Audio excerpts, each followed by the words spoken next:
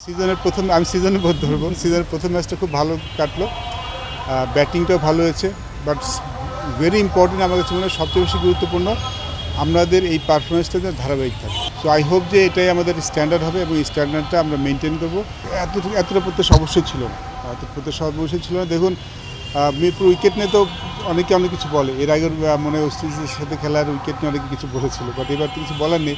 আমার মনে হয় ওয়ান অফ ডেজ যেখানে একজন ফাস্ট বোলার দুর্দান্ত বল করেছে, just all over Nahid Rana. বাকিরাও ভালো বল করেছে, বাট ওর যে স্পেলটা ছিল ফেরি স্পেল, এরকম স্পেল সবসময় কিন্তু দেখা যায় না। এটা আমার কাছে মনে হয় যে ওদের কম রানে আউট হয়েছে, যেটা একটা অনেক বড় কারণ। ইটস নট দ্যাট যে পাকিস্তান টিম খারাপ দল, তাদের হয়তো কিছু নতুন খেলোয়াড় আছে, বাট তারাও কিন্তু বেশ ভালো খেলোয়াড়।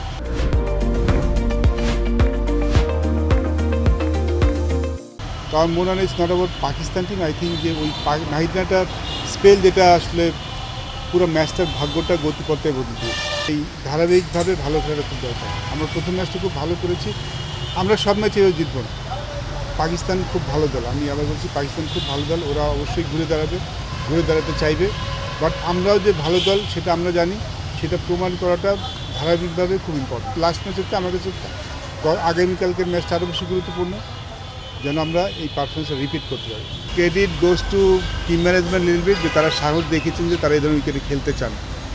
অবশ্যই আমাদের সামনে যে এই ওয়ার্ল্ড কাপটা আছে সেখানের কন্ডিশনে সিমিলার থাকবে, তো সেক্ষেত্রে যখন আমরা অন্য দলের সাথে খেলবো আমরা এই সাহসটা দেখি যে এরকম উইকেট পেয়েছি, সেটা খুব গুরুত্বপূর্ণ ছিল এবং সেখানে আমরা প্লেয়ার রেসপন্ডও করেছি, which is very good. So credit goes to everyone. আমার মনে হয় ডেফিনেটলি কিউরেটর, যিনি এ ধরনের উইকেট তৈরি করে দিয়েছেন, এবং টিম ম্যানেজমেন্ট যারা এরকম উইকেটে খেলার সাহস দেখিয়েছেন।